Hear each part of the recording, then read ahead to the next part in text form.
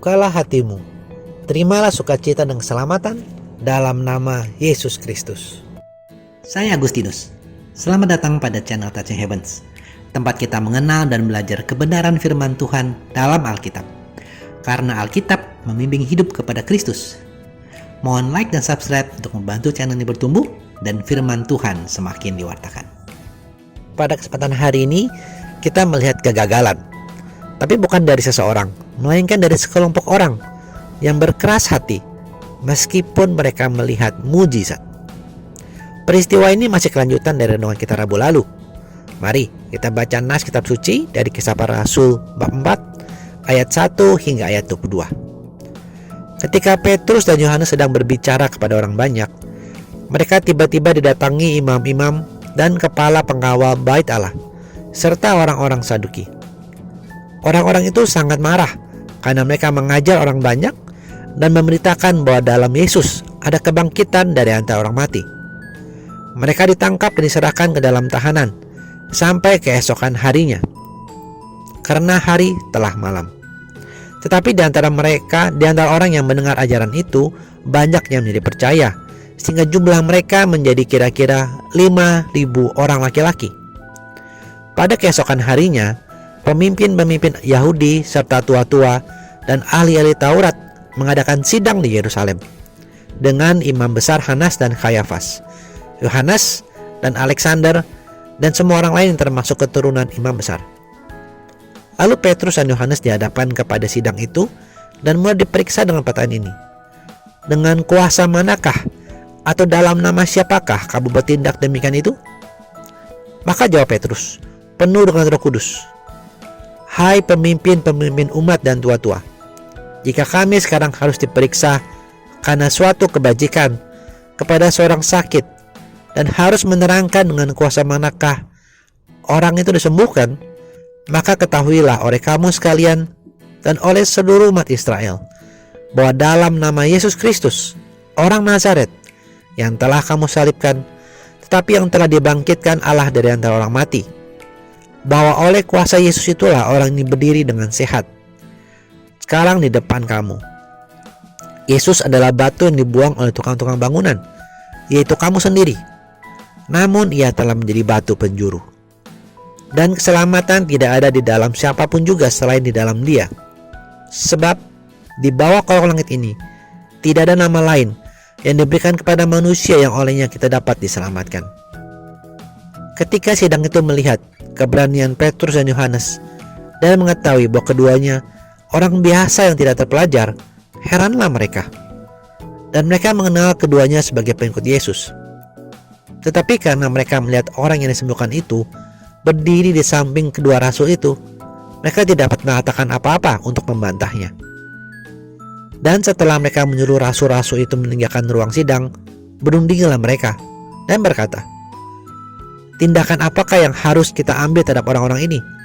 Sebab telah nyata kepada semua penduduk Yerusalem bahwa mereka telah mengadakan suatu mujizat yang mencolok dan kita tidak dapat menyangkalnya.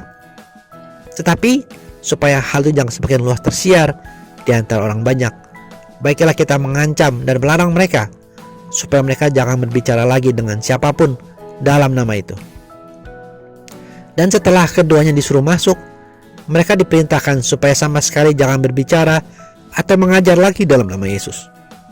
Tapi Petrus dan Yohanes menjawab mereka, silahkan kamu putuskan sendiri, manakah yang benar di hadapan Allah, taat kepada kamu atau taat kepada Allah?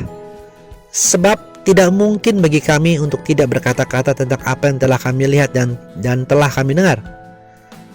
Mereka semakin keras mengancam rasul-rasul itu, tetapi akhirnya melepaskan mereka juga. Sebab sidang tidak melihat jalan untuk menghukum mereka, karena takut akan orang banyak yang memuliakan nama Tuhan berhubung dengan apa yang telah terjadi. Sebab orang yang telah disembuhkan oleh mujizat itu sudah lebih dari 40 tahun umurnya. Pembahasan kita hari ini adalah kegagalan dari para pemimpin-pemimpin Yahudi serta tua-tua dan ahli-ahli Taurat saat itu. Seperti tertulis di ayat 5 tadi, mereka ini adalah pemimpin tertinggi agama, dan karena tatanan teokrasi Israel waktu itu, mereka juga adalah majelis pemimpin rakyat. Jadi, mereka ini seharusnya menjadi teladan dalam hal rohani maupun dalam hal kehidupan sehari-hari. Membaca kembali di ayat 14 dan 16 tadi, para pemimpin-pemimpin Yahudi serta tua-tua dan ahli-ahli Taurat sudah dengan kepala mereka sendiri melihat mujizat kesembuhan dari si lumpuh yang sehari-hari meminta-minta di gerbang indah bait Allah. Bahkan tertulis, mereka tidak bisa membantah atau menyangkalnya.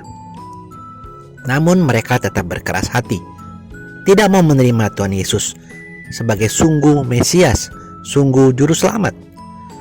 Bahkan lebih parah, mereka juga mengancam dan melarang Petrus dan Yohanes untuk berbicara atau mengajar lagi siapapun dalam nama Tuhan Yesus Kristus, tertulis di ayat 17 dan 18 tadi. Namun di ayat 19, Petrus dan Yohanes menjawab mereka, "Silakan kamu putuskan sendiri, manakah yang benar di hadapan Allah? Taat kepada kamu, manusia, atau taat kepada Allah? Sebab tidak mungkin bagi kami untuk tidak berkata apa-apa yang telah kami lihat dan yang telah kami dengar." Teman-teman, renungan hari ini sederhana. Jika Anda belum membuka hati untuk menerima Yesus Kristus sebagai Tuhan dan Juru Selamat, maka hari inilah harinya. Saat Anda mendengar firman-Nya, mengetuk hatimu, bukalah, dan terimalah kabar sukacita dan keselamatan dalam nama Yesus Kristus. Janganlah kerasan hatimu, apalagi jika Tuhan sudah menolongmu dari sakit, dari bangkrut, dari kecelakaan, karena Dia begitu sayang padamu dan ingin Anda selamat. Tetapi seperti mereka yang telah mendengar khotbah dari Petrus dan Yohanes, terimalah dan menjadikanlah Tuhan Yesus sebagai Juru Selamatmu. Terima kasih sudah menyaksikan. Sampai bertemu pada video Kenal Alkitab Rabu depan. Kasih karunia Tuhan Yesus Kristus menyertai Anda sekalian. Amin.